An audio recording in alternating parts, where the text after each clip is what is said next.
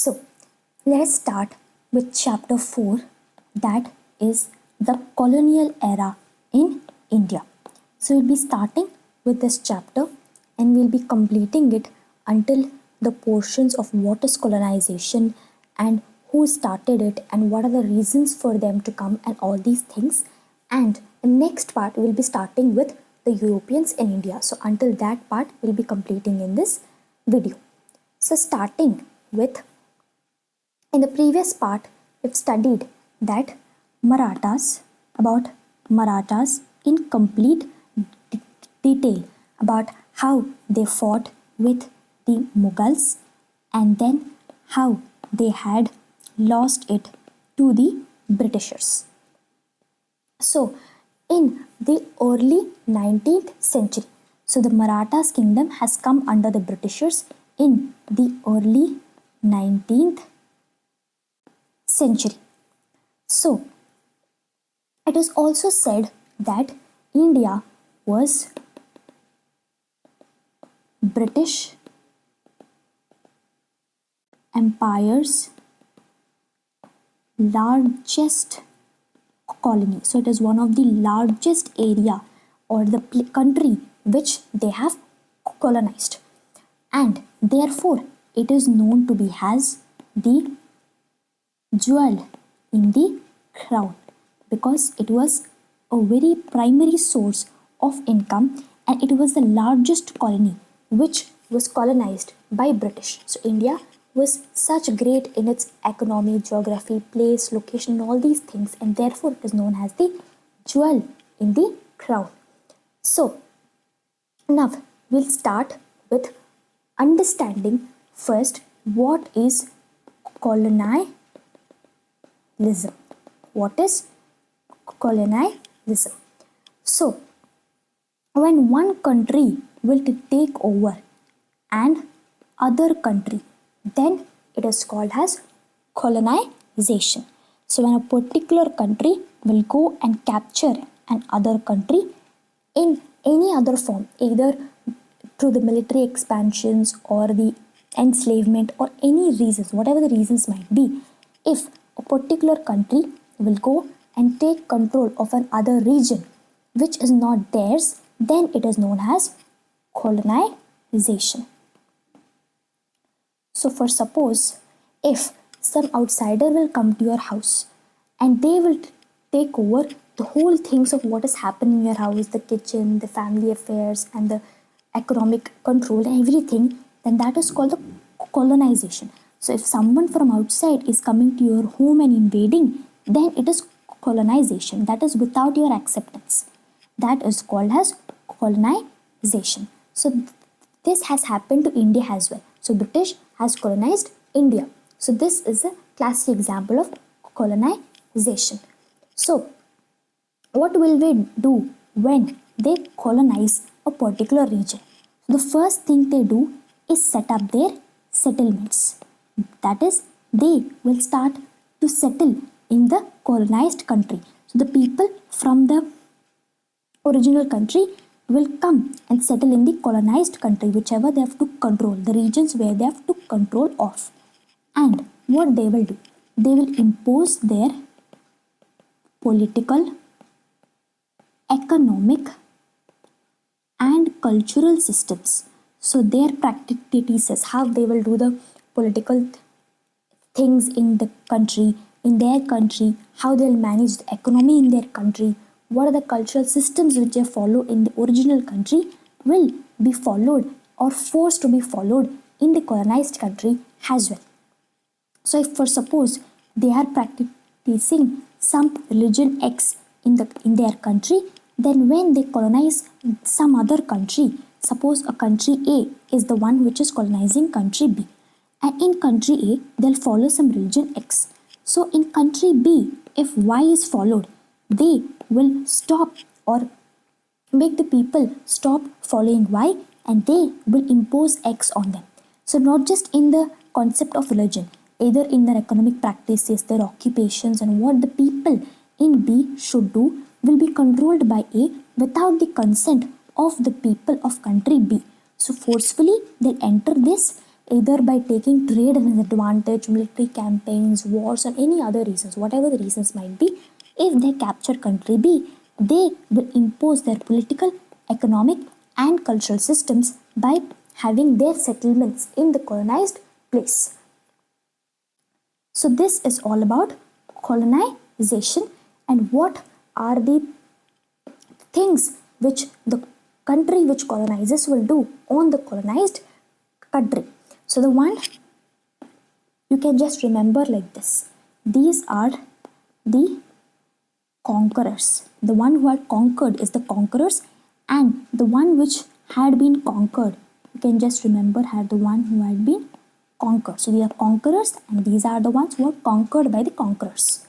So starting with the age of colonialism. Colonization, the age, that is the colonialism. So Europe's expansion has started from 15th century. So this can be regarded as the beginning of the age of colonialism. So what has basically happened in this age is what we are going to study. Let us take a box for a better understanding. That is, at one side are the conquerors and the other side is the one who is conquered by these conquerors. So you can just note down this table for your understanding. So who are the people who had mostly acted as the conquerors? They were the European powers in particular. Those are Spain, Portugal, Britain, France, and Netherlands. These were the people who had conquered other countries. So most of the places which were affected, which had become colonies, are Africa, Asia, America, Australia, and many Pacific islands have been colonized. So these are the conquerors and these are conquered, and those places which are conquered can be known as the colonies. So colonization happened and therefore they are known as the colonies. So how do they actually colonize a place? So they colonize a place either by military campaigns, by conducting military campaigns, wars and all these things, or by enslavement. Enslavement in the sense making people, converting them into slaves. Either they'll be made as free labor or sent to any other places across the country, and people are converted into slaves. So these two ways a place can be turned into colony. So in this way colonization will start either by military campaigns or by enslavement. These are the two ways the conquests were achieved. So how a place will convert into colonization either by military campaigns or by enslavement, the people will come under the control of the persons who wanted to conquer a place. So you can remember this table. Most of the conquerors were the European powers. So most of them were European powers, and these were the ones which had suffered due to the colonization. That is Africa, Asia, America, Australia, and many Pacific islands. But whenever you listen all these things, you obviously get in your mind, but why do they actually try to colonize another country? What is the main motto on doing all these things, spending all the money and conquering other places, leaving their hometowns? What is the reason for them to expand their kingdom? Why do they want to do it? So there are several reasons for this. One such reason is the political competition among the European powers due to the political competitions. So if your neighboring country are just having their own places, but they wanted to prove their supremacy on their neighboring countries, so they wanted to increase the area under their rule. So, what are the reasons for their political competitions? That is, they wanted, their ambitions were the territorial expansions and global influence. So, if you have most parts of the world under your control, then obviously your influence will be more in comparison to the other places. So, if for suppose British people have most of the world under their control, most parts, important places under their control, then their word will be heard by the people. And if Portuguese will have most parts under their control, then their word will be the one which the people will try to follow. So this was the competition among the European powers. So they wanted to expand and make sure that they have the global dominance or global influence, and they wanted their expansion of their kingdom. So what will happen if they expand their kingdom? What is the need for them to move out of this place, out of their country and expand? So for that also there are reasons. Even though the first thing is they'll have the global influence, but the other aspects are they will get the natural resources of the place which they have colonized. So the natural resources which are present in the colonies will be theirs, and therefore it is economy, because you can just get the things very cheaply from that place and sell all over the world, and you can gain economy, and your people will be developing. So all these things will be there with the help of the natural resources. We have read in the first chapter how much important natural resources are, what they can be done, how much employment they'll provide, the coming up of industries, and due to the natural resources they will be new markets open for them. They'll be expanding their markets and gaining more economy, and they'll be becoming rich. And when they wanted to expand the territories, they will have new trade routes and finding new places and expanding, and obviously there is a reason of plunder as well. So for suppose India is very rich at that particular period of time when British has entered into India. So what happened? They stole the wealth of the country and took to their country, making this country poor. So this was the main objective. Plunder was the main objective. But they were the special things which they got as a bonus, that is the natural resources, new markets, new trade routes, and these were the ways they plundered. And they also got global influence.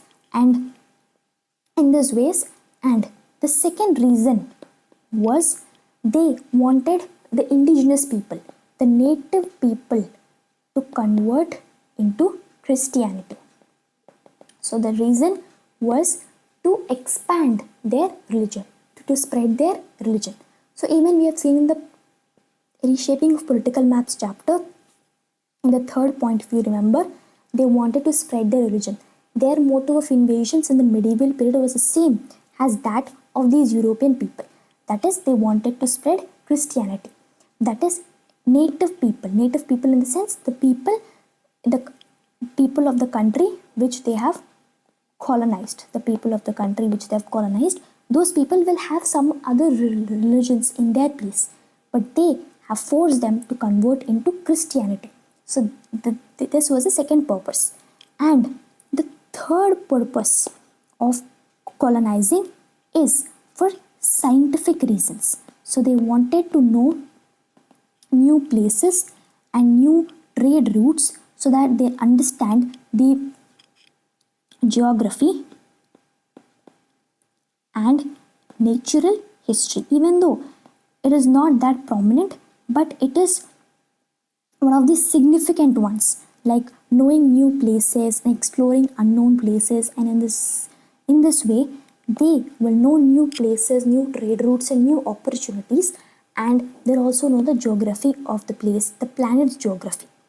So in this way, these were the reasons why the colonizers wanted to colonize other countries. That is the political reasons. They wanted the territorial expansions and global influence, and the territorial expansions would be used for the gaining the natural resources, opening of new market, new trade routes, and for plundering the wealth.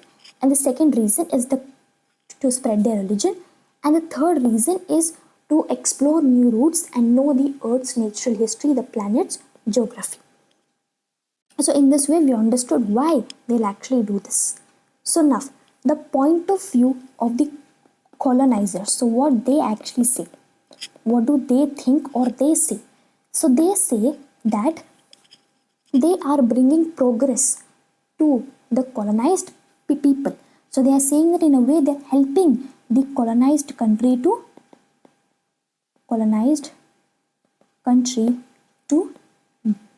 develop or progress. So they are saying that we are helping these people who are actually not progressing or they are backwards. We are helping them, even though they are primitive and all these things. We are helping them to become modern, and we are developing the country. This is what the colonizers have to say. But what is actually happening is the colonized people are losing their freedom. They are losing their independence and their natural resources and their traditional ways of life. Their practices, they are losing those. Even though the colonizers are saying we are actually helping them, but actually they are taking away the freedom of these people. So then, with this we understood overall why are they doing and what are they saying and what is actually happening in reality. And the colonialism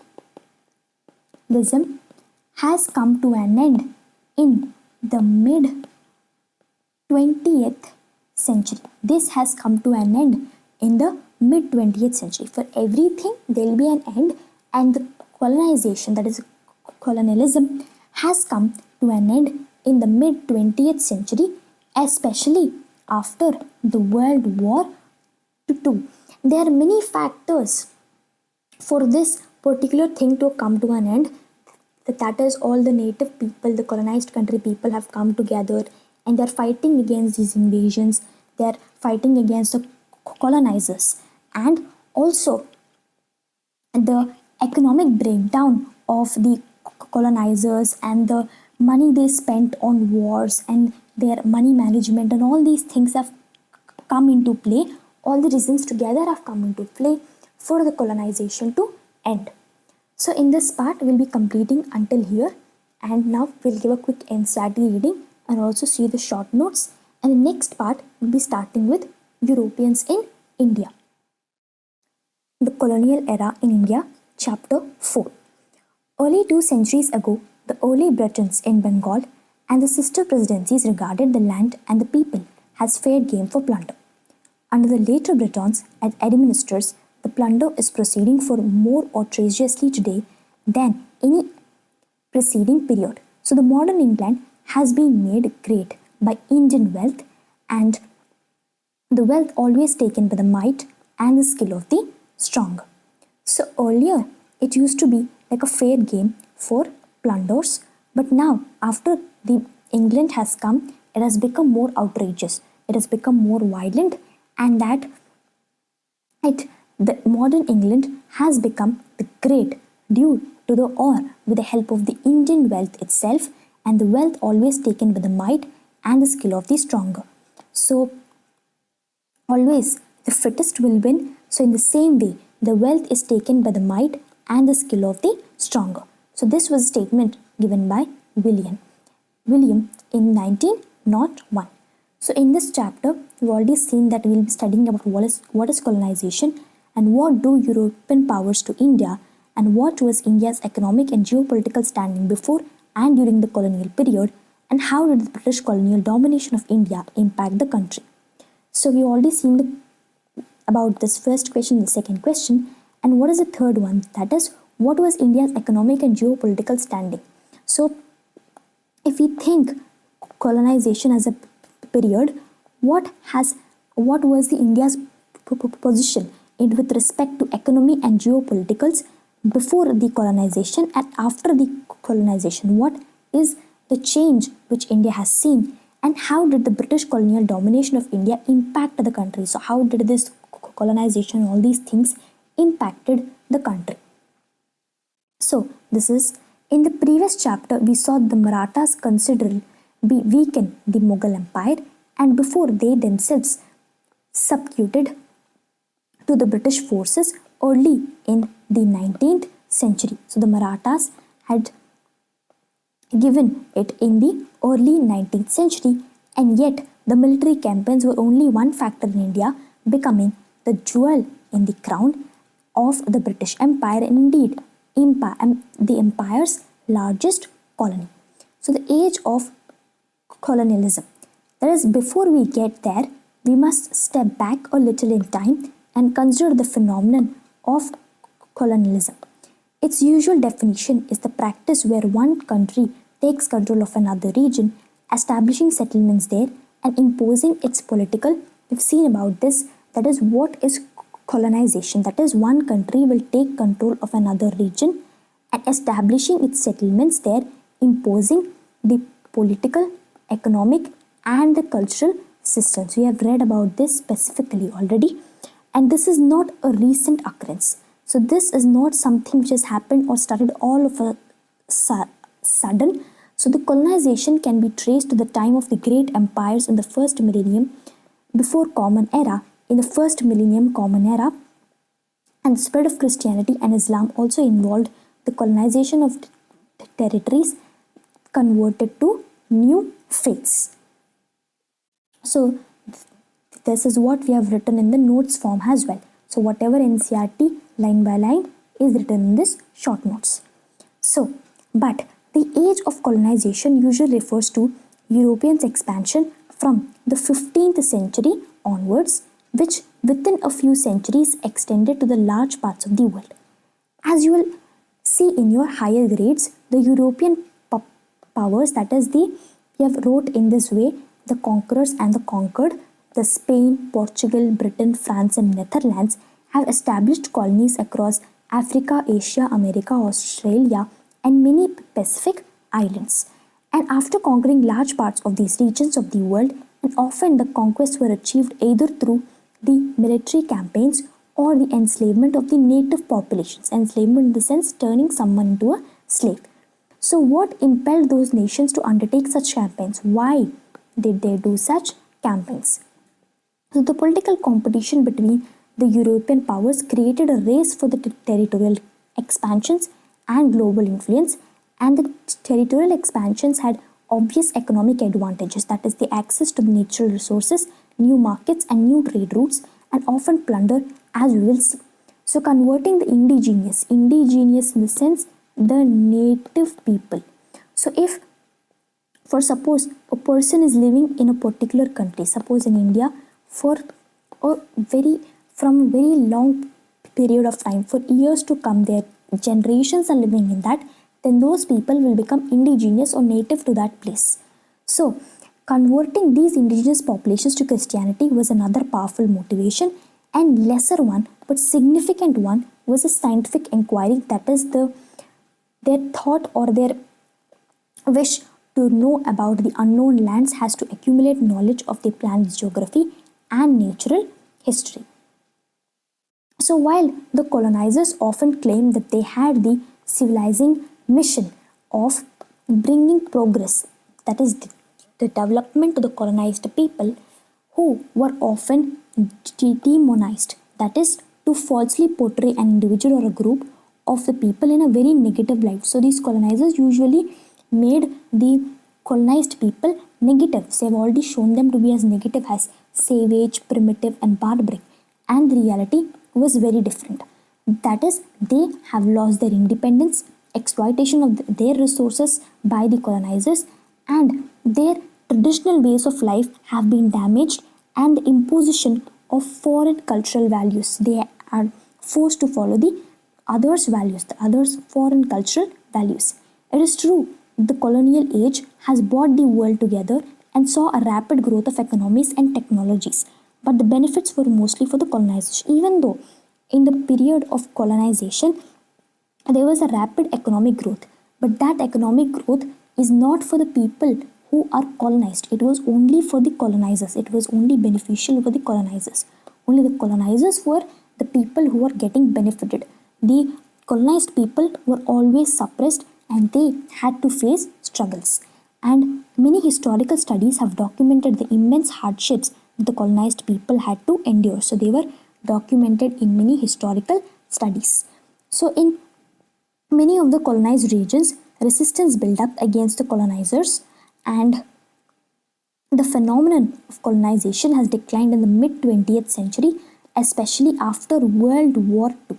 So, after World War II, that is in the mid 20th century, the phenomenon or the concept of the colonization has declined. And many factors contribute to the rapid worldwide decolonization. Decolonization, in the sense, the taking back of the colonization, with most colonized countries attaining independence during this mid 20th century. However, we will focus on the special case of India, even though there were many countries which were colonized and they were decolonized in this period, but we will be mainly focusing on India. So, until now, we have completed, and the next part will be starting with Europeans in India.